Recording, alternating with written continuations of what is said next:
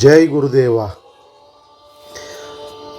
దత్తాత్రేయ స్వామి వారి యొక్క 24 మంది గురువులలో ఒకానొక గురువు ఎవరంటే భూమి, ఎత్ అనమాట.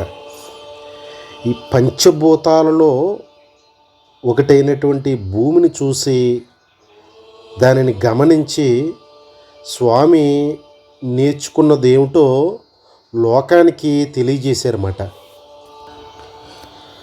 సమస్త చరాచర ప్రకృతి అంతా కూడా పంచభూతాత్మకం అని గ్రహించవచ్చుమాట. అందులో పృథ్వీ అంటే భూమి అనేది ఒకానొక భూతం.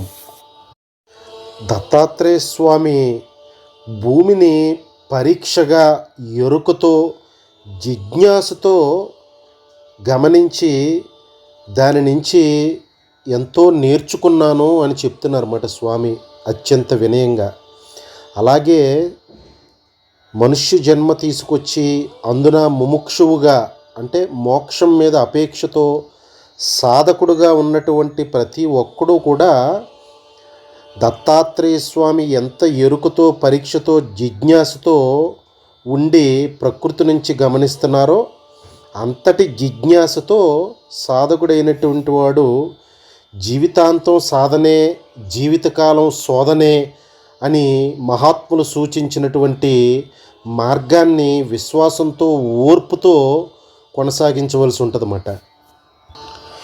ఈ సాధకులు అందరి యొక్క చైతన్య స్థాయి ఒకలాగా ఉండదు కాబట్టి అందరూ కూడా ఈ ప్రకృతి నుంచి జ్ఞానాన్ని గ్రహించి తెలుసుకునే స్థాయిలో ఉండరు కాబట్టి అపార కరుణతో సాక్షాత్ ఆ పరబ్రహ్మం దత్తస్వామిగా అద్వైతామృతమూర్తిగా సాధకులకి పండు ఒలిచిపెట్టినట్టుగా వారు ఈ 24 మంది గురువులు దాని నుంచి వారు నేర్చుకున్నది ఏమిటి, అందులో ఉన్న తత్వం ఏంటి అని చెప్పి లోకానికి బోధించి సాధకులకి ఏ విధమైన కష్టం లేకుండా అందిస్తున్నారన్నమాట. ఇంతటి అపార కరుణని సాధకుడి మీద కురిపిస్తున్న దత్తాత్రేయ స్వామి మన నుంచి ఆశించేది ఏదన్నా ఉందంటే అది కేవలం ఓర్పుతో విశ్వాసంతో మహాత్ములు చెప్పినటువంటి విషయాన్ని నమ్మి విని మననం చేసుకుని ఆచరించి అడుగు ముందుకు వేయటమే సాధనలో. ఇదే మహాత్ములు కోరుకునేది మాట. ఈ సమస్త చరాచర ప్రకృతిని ఒక లీలా నాటక వినోదంగా సృష్టించినటువంటి ఆ ఏకాత్మ పరబ్రహ్మ చైతన్యం జీవులని వారి వారి ప్రారబ్ధ కర్మానుసారం జన్మ పరంపరా చక్రంలో తిప్పుతూ మళ్ళీ ఆ జీవులలో ఎవరైతే జీవిత లక్ష్యం ఏంటా అని చెప్పి ఆలోచించటం మొదలుపెట్టి వైరాగ్య భావనతో సాధన వైపు అడుగులు వేసేలా చేయటం, ఆ సాధన వైపు అడుగులు వేసినటువంటి సాధకుడిని ఉద్ధరించడానికి సాక్షాత్ ఈశ్వరుడు పార్వతీదేవికి గురుగీతలో చెప్పినట్టుగా శివుడే గురుడై రాకున్న గురుతెట్లు తెలియరా గంగాధర అంటారు స్వామి. అటువంటి సాధకుడిని ఉద్ధరించడానికి నిరంతరం గురువు పరితపిస్తూనే ఉంటారని చెప్పి ఈశ్వర శాసనం అన్నమాట. ఈ మనుష్యుడిగా పుట్టడం కాదు, అందులో ముముక్షువుగా ఉండటానికి పరితపిస్తున్న సాధకుడిని కోటానుకోట్లలో ఒక్కడగా ఉన్నటువంటి సాధకుడిని ఉద్ధరించడానికి గురువు నిరంతరం పరితపిస్తూ ఆ శిష్యుడి గురించి వేచి చూస్తూ ఉంటారన్నమాట. అటువంటి అపార కరుణాసింధు అయినటువంటి సద్గురుమూర్తి ఆనందించేది ఎప్పుడంటే, దత్తాత్రేయ స్వామి పరమానందపడేది ఎప్పుడంటే, కోటానుకోట్ల జీవరాశుల్లో ఏ కొంతమంది అయినా అసలు జీవిత లక్ష్యం ఏంటని తెలుసుకుని దాన్ని చేరటానికి సాధనకి అడుగు ముందుకు వేస్తారో వాళ్ళను చూసి పరమానంద పడతారన్నమాట. వాళ్ళను ఉద్ధరించడానికి నిరంతరం వాళ్ళని వెంటనంటే ఉంటూ వారికి కావలసిన సూచనల్ని సాధనకు కావలసిన మార్గాన్ని బోధిస్తూ ప్రత్యక్షంగానో పరోక్షంగానో తప్పనిసరిగా సాధకుడిని ఉద్ధరించుకుంటూనే ఉంటారన్నమాట మహాత్ములు. అవన్నీ దత్తాత్రేయుని అంశలు. కేవల దత్తాత్రేయ అవతార లక్ష్యం సాధకోద్ధరణే. అంటే ఎవడు కోటాను కోట్ల మందిలో ఏ కొంతమంది సాధన చేసినా ఆ సాధన చేసిన కొంతమందిలో ఏ ఒక్కడు తరించినా ఆ ఒక్కడిని చూసి స్వామి పరవశించిపోతారన్నమాట. అదే వారి అవతార కేవల లక్ష్యం. విషయంలోకి వెళ్తే ఈ సమస్త మానవాళికి, జీవరాశికి ఆధారభూతం భూమి మాత్రమే అని గ్రహించవచ్చుమాట. ఇక్కడ దత్తాత్రేయ స్వామి వారి మీద పెట్టుకుంటూ మానవాళికి, సాధకులకి తరించాలని చెప్పి స్వామి భూమిని చూసి ఏమి గ్రహించానని చెప్తున్నారంటే, ఈ సమస్త మానవాళి జంతుజాతి మొత్తం కూడా భూమిని నిరంతరం తొక్కుతున్నా సరే, దానిపైన మలమూత్ర విసర్జన చేస్తున్నా సరే, దానిపైన ఎన్నో మలినాల్ని పారవేస్తున్నా సరే, ఉమ్ము, చీవిడి వంటి అసహ్యకరమైన వ్యర్థాలని దానిపై చిమ్ముతున్నా సరే, ఈ బావులు, చెరువులు వ్యవసాయం గురించి గుణపాలతో భూమిలో పొడుస్తున్నా సరే, నాగళ్ళతో దున్నుతున్నా సరే, ఇన్ని విపరీతమైన చర్యలు జరుగుతున్నా సరే, భూమి అత్యంత ఓర్పుతో ఉండి, ఆ ఓర్పుతో ఉండటమే కాదు, పైగా జీవులకి ఆశ్రయాన్ని ఇస్తుంది అని గ్రహించారన్నమాట. ఇంతటి విపరీతమైన చర్యలు తన పట్ల జరుగుతున్నా అత్యంత ఓర్పుతో ఉండటం సరే, ఆ పైగా జీవులకి తన పైన నివాసం ఉండటానికి కావలసిన ఆశ్రయాన్ని ఇస్తూ, అది కూడా కాదు, మళ్ళీ ఈ జీవులకి, సమస్త జీవరాశికి కావలసిన సర్వస్వం ప్రసాదిస్తుంది అని చెప్పి గ్రహించాను నేను అంటున్నారన్నమాట దత్తాత్రేయ స్వామి. అంటే సర్వస్వం అంటే మనం చూడొచ్చు, మానవాళికి, సమస్త జంతు జాతికి కావలసిన ఆహారం ధాన్యాల రూపంలో, కూరగాయల రూపంలో, పళ్ళు రూపంలో, ఈ సమస్త మానవాళికి కావలసిన ఔషధాలని అందిస్తూ, సమస్త మానవాళికి కావలసిన ఖనిజాలని, కలపని, ఒకటేమిటి, ఈ మనుష్య జాతి అనుభవిస్తున్న ప్రతి వస్తువు భూమి నుంచి లభించిందేమాట. మూలం, ఆ వస్తువు యొక్క మూల పదార్థం భూమి అందజేసిందే అని చెప్పి చాలా స్పష్టంగా అర్థమవుతూ ఉంటుంది. దత్తాత్రేయ స్వామి కూడా ఇదే విషయాన్ని నొక్కి చెప్తున్నారన్నమాట. స్వామి ఇదంతా చెప్తూ, ఇవన్నీ గమనించి నేను భూమి నుంచి ఏమి నేర్చుకున్నానో, సాధకుణ్ణి ఏమి నేర్చుకోమని చెబుతున్నానో అని చెప్తున్నది ఏంటంటే, స్వామి ఎన్నో రకాల జీవుల నుండి తనకి ఎంత బాధ కలుగుతున్నా సరే చలించకుండా ఓర్పుతో ఉంటూ తన ధర్మాన్ని తను నిర్వర్తిస్తుంది భూమి అని నేను నేర్చుకున్నానయ్యా, సాధకులైనటువంటి మీరు కూడా గ్రహించండి అయ్యా అని చెప్తున్నారన్నమాట స్వామి. మరి ఎంతో ఓర్పుతో ఉంటూ చలించకుండా తన ధర్మాన్ని తను నిర్వర్తిస్తుంది అని చెప్పి దత్తాత్రేయ స్వామి భూమిని చూసి గ్రహించారు కదా. మరి అసలు భూమికి విధించిన ధర్మం ఏంటి అని కనుక గమనిస్తే, ఈ ఏకాత్మ పరబ్రహ్మ చైతన్యం తాను అనేకం అవ్వాలని సంకల్పించి పంచభూతాత్మకమైన ఈ సమస్త చరాచర ప్రకృతిని సృష్టించిందో, అందులో మానవాళికి ఆధారభూతంగా భూమికి భగవంతుడు విధించిన కర్తవ్యం ఏంటంటే, అంటే ధర్మం ఏంటంటే, ఈ సమస్త జీవరాశికి ఆశ్రయాన్ని ఇవ్వి, నువ్వు వారికి కావలసిన సర్వస్వాన్ని ప్రసాదించు అని చెప్పి భగవంతుడు భూమికి ఇచ్చిన ఆదేశం అన్నమాట. అదే భూమి నిర్వర్తిస్తున్న ధర్మం.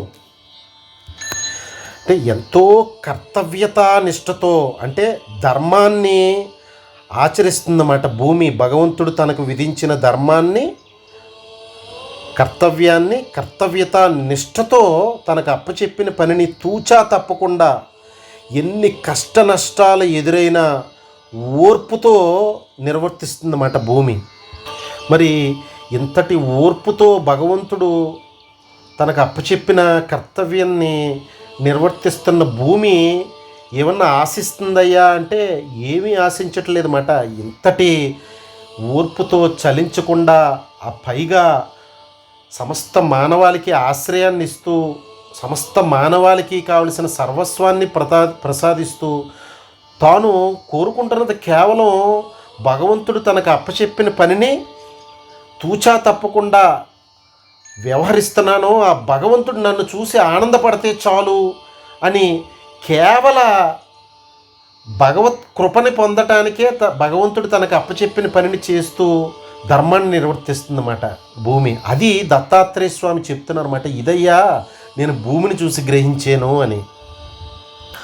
అదేవిధంగా స్వామి భూమిని చూసి గ్రహించింది ఏంటో చెప్తూ సాధకుడికి ఏమి బోధిస్తున్నారంటే, భూమి ఏ విధంగా అయితే ఎంత బాధ కలుగుతున్నా చలించకుండా ఓర్పుతో ఉంటూ తన ధర్మాన్ని నిర్వర్తిస్తుందో, అదేవిధంగా మనుష్యుడి కింద పుట్టి ముముక్షువుగా ఉంటూ సాధనలోకి అడుగుపెట్టిన సాధకుడు కూడా గత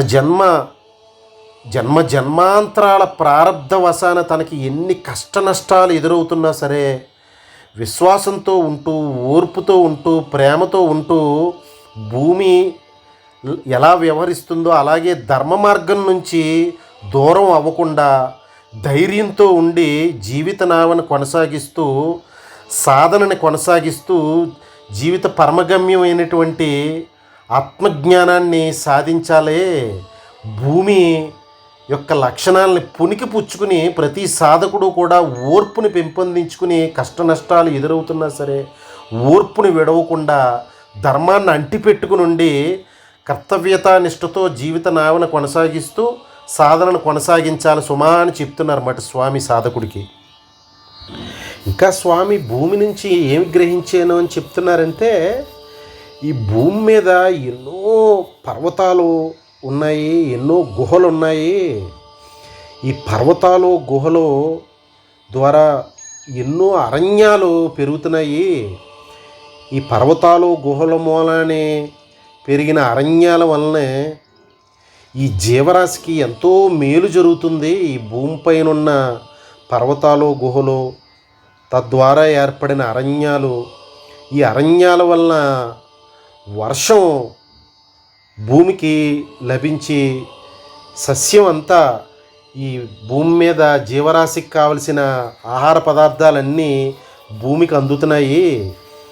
ఈ నదీ జలాలు ఆ పర్వతాలు గుహలను ఆధారం చేసుకుని అరణ్యాల ద్వారా వర్షం లభించి నదీ జలాలు ఈ భూమికి ఏర్పడుతున్నాయి.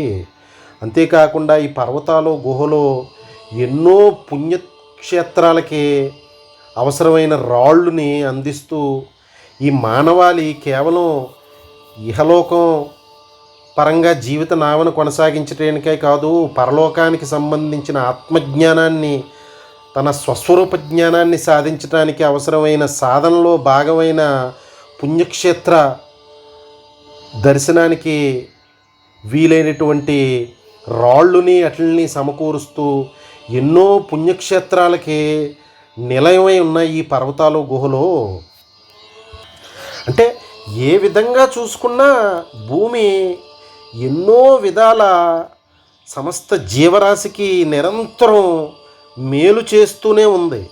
అంటే ఎంత కష్ట నష్టాలు మనుషులు జంతువులు దానికి భూమికి కలుగజేస్తున్నా చలించకుండా ఓర్పుతో ఉంటూ పైగా జీవరాశికి అన్నిటికీ ఆశ్రయాన్ని ఆవాసాన్ని కల్పిస్తూ అది కూడా కాకుండా సమస్త జీవరాశికి అవసరమైన సర్వస్వాన్ని ఏర్పాటు చేస్తూ అది కూడా కాకుండా ఆ మానవుడు తరించడానికి అవసరమైన పుణ్యక్షేత్రాలకి ఆవాసంగా ఉంటూ భూమిపై ఉన్న పర్వతాలు గుహల ద్వారా ఆ పర్వతాలు గుహల ద్వారా అరణ్యాలు తద్వారా వర్షం తద్వారా నదీ జలాలు ఇంతటి మహోపకారం సమస్త జీవరాశికి చేస్తుంది అని గ్రహించాను అని చెప్తున్నారు అన్నమాట దత్తాత్రేయ స్వామి. అని చెప్తూ సాధకుడికి ఏం చెప్తున్నారంటే, ముముక్షువు కూడా మనుష్యుడిగా పుట్టడం కాదు, ముముక్షువుగా ఉండాలి. ముముక్షువుగా ఉండటానికి మోక్షం మీద అపేక్షతో సాధనకి ఉపక్రమించాలి. అటువంటి సాధకుడు కూడా ఈ భూమిలాగా నిరంతరం కర్తవ్యతానిష్టతో ఉంటూ తన వలన ఏ జీవరాశికి కీడు జరగకుండా, చీవకు కూడా అపకారం జరగకుండా భూమి ఏ విధంగా అయితే నిత్యం పరోపకారంలో ఉంటూ లోక కళ్యాణానికి తన వంతు కర్తవ్యాన్ని నిర్వర్తిస్తుందో, సాధకుడైనటువంటి వాడు కూడా తన వలన ఎవ్వరికీ ఏ విధమైన కీడు జరగకుండా తనదైన కర్తవ్యాన్ని నిష్ఠతో కొనసాగిస్తూ లోక కళ్యాణకారకమైన కర్మలు నిర్వర్తిస్తూ బ్రతకాలే. అది భూమిని చూసి నేను నేర్చుకున్నదే, సాధకుడు గ్రహించవలసింది అని చెప్తున్నారన్నమాట స్వామి.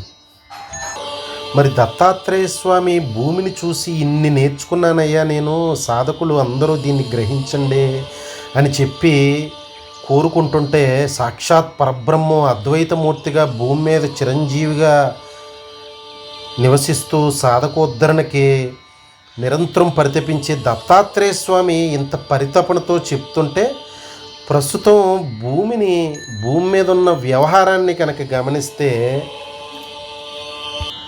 ఇప్పటి దేశకాలమాన పరిస్థితులు ఎలా ఉన్నాయంటే, అసహనం ఎక్కడా కూడా ఎవ్వరికీ కూడా 99% ఎక్కడా కూడా ఓర్పు అనేదే కనపట్లేదు. పైగా అసహనం అన్నమాట. అసహనం పెచ్చుమీరిపోయి, ఓర్పు లేనితనం పెచ్చుమీరిపోయి, కలి మాయా ప్రభావం విపరీతంగా నడుస్తున్న రోజులు వచ్చినాయి మాట ప్రస్తుతం. ఇక్కడ ఏంటంటే సాధకుడుగా ఉన్నటువంటి ముముక్షువు గ్రహించవలసింది, శాస్త్రాలను వల్లివేసేయక్కర్లేదు. ఇప్పటి కలి మాయా ప్రభావం విపరీతంగా ఉన్న రోజుల్లో ఎందుకు నామజపం చాలు తరించడానికి అని చెప్పారంటే, ఇప్పటి మానవుని యొక్క ఆయుష్ తక్కువ. ఇప్పుడు పరుగు విపరీతమైన యాంత్రిక జగత్తులో విపరీతమైన పరుగు ఎక్కువ. మనుష్యుడిగా తన కర్తవ్యాన్ని నిర్వర్తిస్తూ సాధకుడుగా ఉండటం అనేది ఎంతో కష్టతరమైన వ్యవహారం ఇప్పటి రోజుల్లో.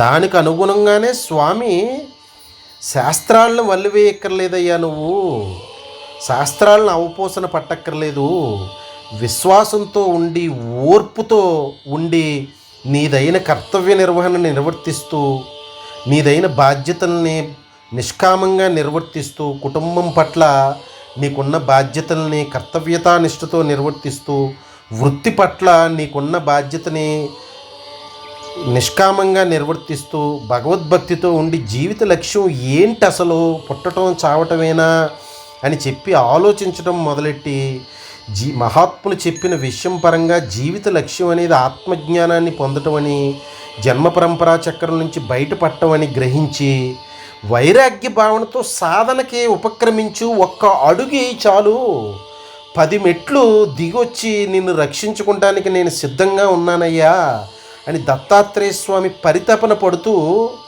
తన మీద పెట్టుకుని భూమి నుంచి ఏం గ్రహించానో చెప్తూ, సాధకులు ఇది గ్రహించండి అయ్యా, భూమిని చూసి ఓర్పుని నేర్చుకోండి అయ్యా, భూమిని చూసి పరోపకారం నేర్చుకోండి అయ్యా, సాధన అంటే ఓర్పయ్యా, సాధన అంటే పరోపకారం అయ్యా అని చెప్తున్నారన్నమాట స్వామి.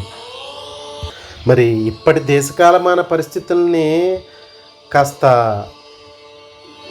ఓపెన్గా మాట్లాడుకుని గమనించే ప్రయత్నం చేస్తే, భూమిలాగా దత్తాత్రేయ స్వామి చెప్తున్నట్టు భూమిని చూసి దాన్ని గ్రహించిన విషయాలు అంటే ఓర్పు, పరోపకారం, ఈ రెండు పక్కన పెడితే ఇప్పటి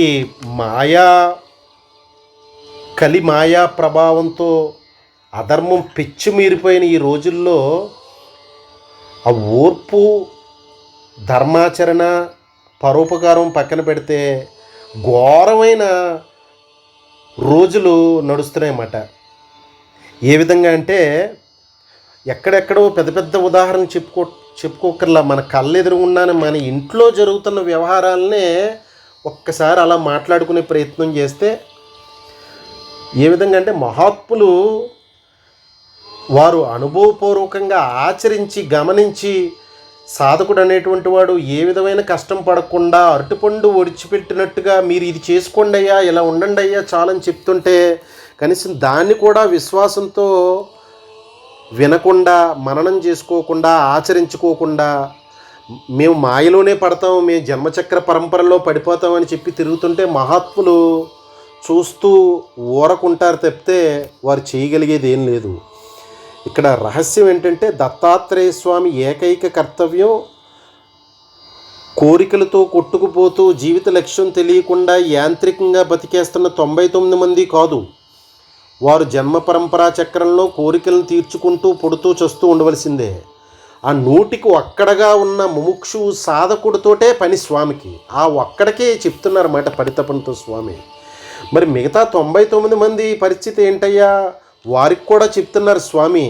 వారు ముందుగా అసలు ఇటువంటి విషయం ఒకటి ఉందని, జీవిత లక్ష్యం అనేది ఒకటి ఉందని ముందుగా విశ్వసిస్తే తర్వాత స్వామి ఏం చెప్తున్నారో వినటానికి మనస్కరిస్తారన్నమాట. వినటానికి కనీసం కూర్చోగలుగుతారు. లేదంటే జీవితాంతం పరుగే జన్మ పరంపరా చక్రంలో పుట్టి చావటమే. ఇప్పుడు విషయానికి వస్తే ఇంట్లో పిల్లలకి చదువు పట్ల ఓర్పు లేదు. పెద్దలు పిల్లలని అయ్యా ఇది చదువుకునే వయసు, అన్నీ తెలుసుకోవాల్సిన వయసు, ఈ వయసులో అనవసరమైన ఎడిక్షన్స్కి లోన్ అవ్వకుండా టీవీ అని, ట్యాబ్స్ అని, మొబైల్స్ అని, వీడియో గేమ్స్ అని వీటి పట్ల పరుగులు పెట్టద్దని చెప్పి పెద్దలు చెప్తున్న, మహాత్ములు నిరంతరం హెచ్చరిక చేస్తున్న పిల్లలకి వీటిని వినటానికి ఓర్పు లేదన్నమాట. అంటే స్వామి భూమిని చూసి నేను ఓర్పును నేర్చుకున్నానయ్యా, భూమిని చూసి నేను పరోపకారం నేర్చుకున్నానయ్యా, మీరు అలా ఉండండి అయ్యా చాలు తరించిపోతారని చెప్తుంటే, ఇప్పుడు నడుస్తున్న వ్యవహారం లోకంలో ఏంటంటే పిల్లలకి వాళ్ళు చేయవలసిన, ఈ పిల్లలుగా ఉన్నప్పుడు ఆ వయసులో వారు చేయవలసిన కర్తవ్యం ఏంటంటే క్రమశిక్షణతో ఉంటూ, భగవద్భక్తితో ఉంటూ, విద్యాభ్యాసం చేస్తూ జీవిత నావన గడపడానికి కావలసిన అన్నీ నేర్చుకోవాలన్నమాట. ఇది మాని అనవసరమైన వ్యామోహాల్లో పిల్లలు పడుతూ చదువు పట్ల ఓర్పు లేకపోవటం, నేర్చుకునే విషయాల పట్ల, లోకజ్ఞానం పట్ల ఓర్పు లేకపోవటం పిల్లల తీరుగా నడుస్తుందన్నమాట. మరి యువకుల తీరును గమనిస్తే విద్యాభ్యాసం చేసి జీవితంలో సెటిల్ అవ్వి ఎంతో క్రమశిక్షణగా ఉండవలసిన యువకులు ఆ క్రమశిక్షణ తప్పి విపరీతమైన వ్యామోహాలలో, విపరీతమైన కామ సంబంధమైన ఆలోచనలతో చదవవలసిన టైంలో చదువు సక్రమంగా చదవక, జీవితంలో సెటిల్ అవ్వవలసిన వయసులో సరైన ఉద్యోగంలో సెటిల్ అవ్వక ఎన్నో రకాలైన బాధలు పడుతున్నా సరే ఒక్క క్షణం యువత ఆగి ఆలోచించట్లేదన్నమాట. అరే వారు చేయవలసింది ఓర్పుతో చేయవలసిన సమయంలో చేయలేదు కదా అని చెప్పి యువకులు ఓర్పును వహించట్లేదు. మహాత్ములు చెప్పిన విషయం పట్ల, దానిని ఆచరించడం పట్ల బాలలకి ఓర్పు లేదు, యువకులకి ఓర్పు లేదు. మహాత్ములు చెప్తున్న విషయాల పట్ల, పెద్దలు చెప్తున్న విషయాల పట్ల తీరా కొన్ని క్రమశిక్షణతో చదువు ముగించి ఈ కామ క్రోధ లోభ మోహ మదమాశ్చర్య సంబంధ దొంగల బారిన పడకుండా ఉద్యోగంలో సెటిల్ అయ్యాడు అనుకుంటే, తీరా ఉద్యోగంలోకి వెళ్ళిన తర్వాత వృత్తి పట్ల ఓర్పు లేదు. అంటే కంపెనీ జీతం తీసుకుంటూ కూడా కంపెనీకి ఎదురు తిడుతున్నమాట. అంటే కంపెనీ మనకి జీవనాధారాన్ని, జీవిత నావన కొనసాగించడానికి కావలసిన జీతాన్ని కంపెనీ ఇస్తుంది మనకంటే, కంపెనీని భగవత్ రూపంగా భావించి, కంపెనీ మనకు అప్పచెప్పిన పనిని భగవత్ కర్తవ్యంగా భావించి తీసుకునే ప్రతి రూపాయికి న్యాయం చేయవలసిన యువకులు, మధ్య వయస్కుల వారికి వృత్తి పట్ల ఓర్పు లేదన్నమాట. ఆ పని చేయవలసిన పనిని చేయటానికి కూడా ఓర్పు లేకపోతే, ఆ కంపెనీ నుంచి జీతం తీసుకుంటూ కూడా పని చేయటానికి కంపెనీకి ఏదో మేము ఫేవర్ చేస్తున్నాం అన్నట్టుగా అనవసరమైన భ్రమంలో పడి చేసే ప్రతి పనికి మెప్పును ఆశిస్తూ, గొప్పలను ఆశిస్తూ, వేసే ప్రతి అడుగుకి, మాట్లాడే ప్రతి మాటకి ఏదో కనకవర్షాలు కురిసేయాలన్నట్లుగా విపరీతమైన ఆశల్లోకి వెళ్ళిపోతున్నారు తప్పితే ఉద్యోగం పట్ల కర్తవ్యతానిష్ట, ఓర్పుని ప్రదర్శించట్లేదన్నమాట. చాలామంది ఉద్యోగంలో ఉన్న వాళ్ళని గమనిస్తే ఈ విషయం చాలా స్పష్టంగా అర్థమవుతుంది. కంపెనీకి మనం చేస్తున్న ఫేవర్ ఏం లేదు, మనం తీసుకునే రూపాయికి న్యాయం చేస్తున్నాం అంతే. కంపెనీకి మనం వృత్తిని సక్రమంగా నిర్వర్తించి, అది పోయి ఈ భావన పోయి ఓర్పుతో ఉండటం, ఓర్పుతో అప్పచెప్పిన పనిని చేయటం పోయి, ఎంతో కష్టపడుతున్నానండి, కంపెనీ నన్ను గుర్తించట్లేదండి. కంపెనీ గుర్తించింది, అందుకే మనకి జీతం ఇస్తుందన్నమాట. అసలు జీతం ఇస్తుందంటేనే కంపెనీ మనల్ని గుర్తించినట్టు.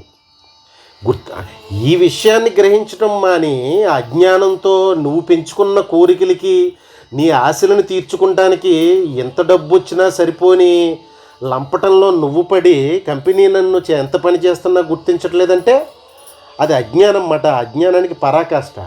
కంపెనీ మనను ఎప్పుడో గుర్తించింది, మనకు జీతం ఇవ్వటం ద్వారా.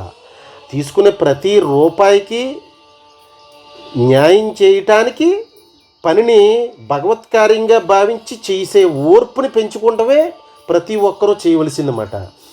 సమయానుకూలంగా 1,00,000 మంది ఉన్న కంపెనీలో 1,00,000 మందికి ప్రమోషన్లో రికగ్నిషన్ ఇవ్వటం కుదరదు. అవి ఎన్జిఓ బాడీస్ కాదు, అవి ప్రాఫిట్ మేకింగ్ ఆర్గనైజేషన్స్. అక్కడ 100కి 1కి రికగ్నిషన్ ఇవ్వగలుగుతారు వాళ్ళు, in terms of pay hikes and then promotions. మిగతా 99 మంది 100కి 1లాగా ఉండి కంపెనీ యొక్క గౌరవాన్ని పొందే ప్రయత్నం చేసినప్పుడు ఆశించాలి. లేదంటే తీసుకునే రూపాయికి, జీతానికి సంతృప్తిపడి ఇచ్చిన ప్రతి పనిని కర్తవ్యనిష్టతో చేస్తూ కంపెనీ పట్ల భగవద్భావనతో ఉండటం మొదలుపెట్టినప్పుడు భగవంతుడి కృపను పొందుతాం. రావలసిన ఫలితాలు తప్పనిసరిగా వస్తాయన్నమాట. అంటే పనిలో ఓర్పుని చూపించాలన్నమాట. అది దత్తాత్రేయ స్వామి చెప్తున్నది. బాలలు చదువు పట్ల ఓర్పుని చూపించాలి. యువకులు చదువు పట్ల, జీవితంలో సెటిల్ అవ్వటం పట్ల ఓర్పును చూపించాలి. ఉద్యోగంలో జాయిన్ అయిన తర్వాత పనిని కర్తవ్యతానిష్టతో భగవత్కార్యంగా చేసే విధానంలో ఓర్పు చూపించాలి. ఇంకా జీవితంలో మన ప్రత్యక్షంగా జరుగుతున్న విషయాలను గమనిస్తే పిల్లలకి తల్లిదండ్రుల పట్ల ఓర్పు లేదన్నమాట. తల్లిదండ్రుల మాటనే వినే ఓర్పు లేదు. వృద్ధాప్యంలో వాళ్ళని చూసే ఓర్పు లేదు. అలాగే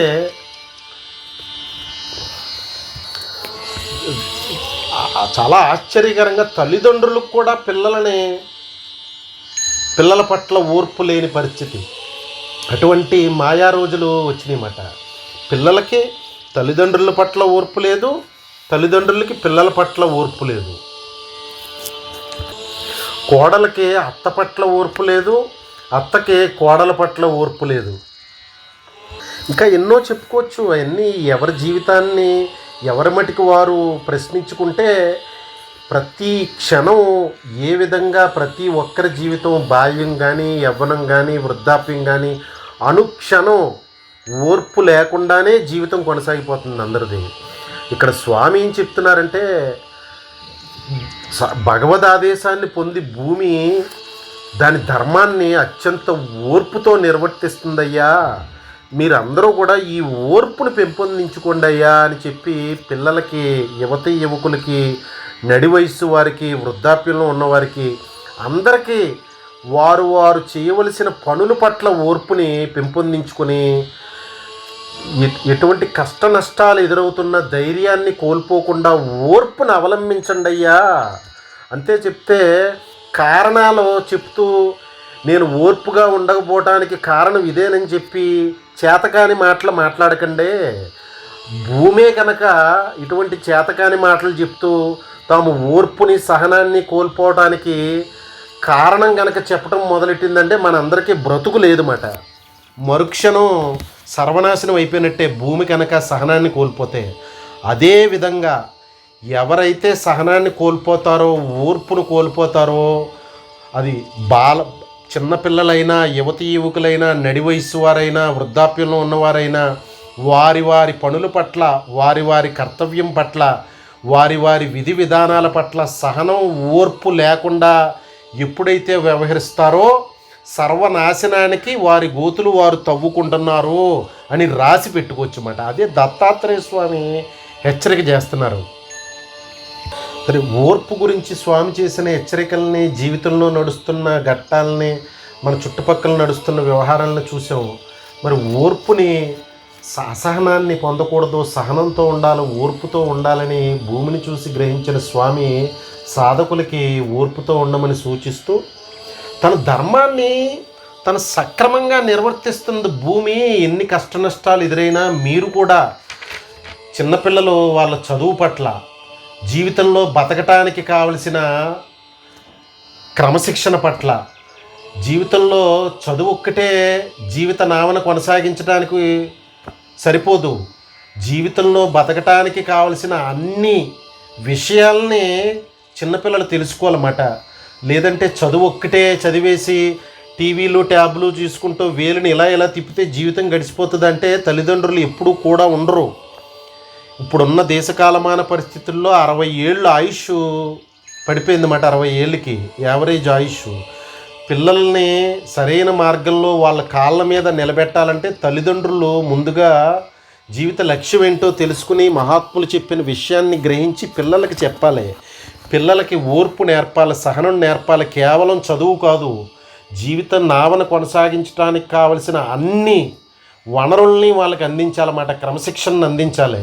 పిల్లలు ఈ ఓర్పు సహనంతో పాటు తమ ధర్మాన్ని నిర్వర్తించడం భూమి నుంచి నేను నేర్చుకున్నాను. ఎంత కష్ట నష్టాలు ఎదురైనా అలాగే ప్రతి ఒక్కరూ కూడా, పిల్లలు పెద్దలు అందరూ కూడా వారి వారి పని వారికి అప్పచెప్పిన పని, అది ఇల్లు తుడిసే పని అయినా సరే నాకంటే ఎవరు బాగా చేయలేరు అనే విధంగా చెయ్యాలి. భూమి చేస్తున్నట్టుగా భగవంతుడు తనకు ఒకటే పని చెప్పారు, నీకు ఏ పని లేదు, సర్వమానవాళికి ఆశ్రయం ఇయ్యి, సర్వమానవాళికి కావలసిన సమస్తం ప్రసాదించు, నువ్వు కోరుకోవాల్సింది ఏం లేదు, నీ పట్ల నేను నిరంతరం సంతృప్తున్నై ఉంటానని స్వామి చెప్పారు. స్వామి మెప్పును పొందటానికి, భగవంతుడి మెప్పును పొందటానికి తన కర్తవ్యాన్ని నిర్వర్తిస్తుంది అంతే, సక్రమంగా, ఎక్కడా లోటు లేకుండా. అలాగే భూమి కూడా ఏ విధంగా అయితే ధర్మాన్ని నిర్వర్తిస్తుందో, తనకు అప్పచెప్పిన పనిని తూచా తప్పకుండా పిల్లలు, యువతీ యువకులు, నడి వయసు వారు, ముసలివారు అందరూ కూడా గొప్ప గొప్ప పనులు చేసే పనిని గొప్పగా చేస్తే చాలన్నమాట. చిన్నపిల్లలు తన చదువు పట్ల, యువతీ యువకులు తమ చదువు, ఉద్యోగంలో సెటిల్ అవ్వటం, లైఫ్లో సెటిల్ అవ్వటం పట్ల, నడి వయసు వారు తమ కుటుంబ బాధ్యతలు, కర్తవ్యత నిష్ట పట్ల, పెద్దల పట్ల, ముసలి వృద్ధాప్య తల్లిదండ్రుల పట్ల, పెద్దలు చిన్నల పట్ల, అలాగే యాజమాన్యం కంపెనీ ఉద్యోగుల పట్ల, ఉద్యోగులు కంపెనీ పట్ల, ప్రభుత్వాలు ప్రజల పట్ల, ప్రజలు ప్రభుత్వం పట్ల, అందరూ కూడా వారి వారి పరిధిలో వాళ్ళకు అప్పచెప్పిన పనిని సరిగ్గా సక్రమంగా చేస్తే చాలు. స్వామి ఏమన్నారంటే, మా గురుదేవులు అప్పచెప్పిన పనిని సక్రమంబుగా చేసిన అవనిలో దానికెల్లా యోగమేమున్నది, హరిహరాదులైన ఈ నియమంబు తప్పరని గుట్టు విప్పిన మహిన గంగాధర అని. తమకు అప్పచెప్పిన పనిని తన కర్తవ్యాన్ని సక్రమంగా నిర్వర్తిస్తే చాలు. దత్తాత్రేయ స్వామి పరమానంద పడిపోతారన్నమాట. 10 మెట్లు దిగొచ్చి జీవిత గమ్యం చేర్చేస్తారు. గొప్ప గొప్ప పనులు చేసేయడానికి పరిగెత్తక్కర్లా, చేసే పనిని గొప్పగా చేస్తే చాలు. అదే భూమి నుంచి నేర్చుకున్నాను నేను. ధర్మంగా ఉంటూ, ధార్మికంగా ఉంటూ అప్పచెప్పిన పనిని సక్రమంగా చేయాలని మీరు కూడా ఆ విధంగా నడుచుకోండి అయ్యా అని సాధకులకు చెప్తున్నారన్నమాట. పైగా ఓర్పు సహనంతో ఉండటమే కాదు, ధర్మంగా వ్యవహరించడమే కాదు, కర్తవ్యతా నిష్ఠతో ఉండటమే కాదు, వీలైతే మనదైన మన పరిధిలో మనం చేయగలిగినంత సహాయం. భూమి నిరంతరం పరోపకారంతోనే ఉంది. సర్వం మానవాళికి ఆధారభూతమైన అన్నీ సమకూరుస్తుంది ఏమి ఆశించకుండా. అదేవిధంగా ప్రతి ఒక్కరూ కూడా సాధకులు తమదైన ఓర్పు సహనంతో ఉంటూ, ధర్మంతో ఉంటూ, ఈ కర్తవ్యాన్ని సరిగ్గా సక్రమంగా నిర్వర్తిస్తూ, నిష్కామంగా నిర్వర్తిస్తూ, భగవద్భక్తితో భగవత్కార్యంగా చేస్తూ, తమ పనులు తాము చక్కబెట్టుకుంటూ, వీలైతే అవకాశం ఉంటే లోకానికి మేలైన పనులు చేయండి. చెయ్యకపోయినా పర్లేదు, వారి ధర్మాన్ని వారి కర్తవ్యాన్ని నిర్వర్తిస్తూ అందరికీ చేసే అవకాశం ఉండదు. అది భగవంతుడు కొంతమందిని ఎన్నుకుంటారు లోక కళ్యాణార్థం. మిగతా వాళ్ళందరూ ఏదో వెనకబడుతున్నట్టు అనుకోకూడదు. వారికి భగవంతుడు విధించింది వాళ్ళ కర్తవ్యాన్ని చేసుకుంటే చాలు, భగవంతుడు ఆనందపడిపోతారన్నమాట. ఎవరికైతే అవకాశం ఉందో ధనం పరంగా, సమాజంలో హోదా పరంగా, వాళ్ళు ఇందాక చెప్పిన ఓర్పు సహనం ధర్మం కర్తవ్యతానిష్ట చేస్తూ అవకాశం ఉన్న వాళ్ళందరూ లోకానికి వీలైనంత వాళ్ళ పరిధిలో, మళ్ళీ గొప్పలకు పోయి తిప్పలు తెచ్చుకోకుండా వాళ్ళు చేయగలిగినంత, చేయవలసినంత పరోపకారం, లోక కళ్యాణ కారకమైన కర్మలు కనుక చేస్తూ ఉంటే భూమి ఏ విధంగా భగవంతుడు మెప్పును పొందిందో, భూమిని చూసి నేను ఏమి నేర్చుకున్నానో మీరు అందరూ కూడా అది నేర్చుకుని ఆ విధంగా కనుక జీవితాన్ని కొనసాగించినట్లయితే తరించిపోతారయ్యా. నిరంతరం భూమిని స్మరించండి అయ్యా, భూమిని గమనించండి అయ్యా. చాలయ్యా, సాధకులందరూ చుట్టుపక్కల జరుగుతున్నవన్నీ నిరంతరం ఎరుగుతూ ఉంటూ గమనించండి.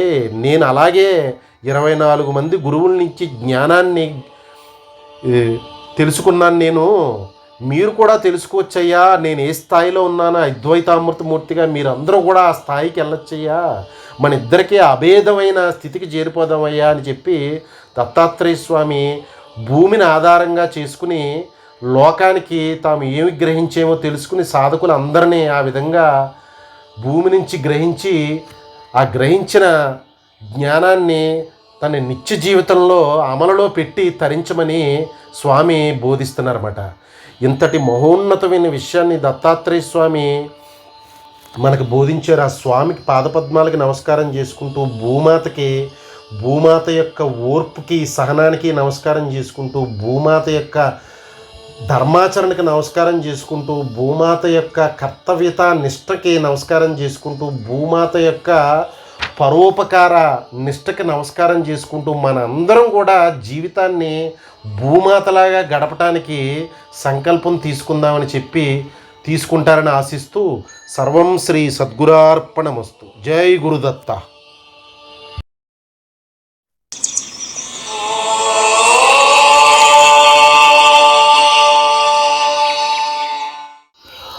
మానవ జీవిత పరమలక్ష్యం ఆత్మజ్ఞానాన్ని పొంది జీవన్ముక్తుడుగా జీవించి జననమరణ చక్రం నుండి బయటపడి పరమపదం చేరటమే. ఈ తత్వాన్ని విప్లవంలాగా తీసుకువచ్చే జ్ఞానయజ్ఞమే ఈ సంకల్పం. సర్వం శ్రీ సద్గురార్పణమస్తు. జై గురుదత్త.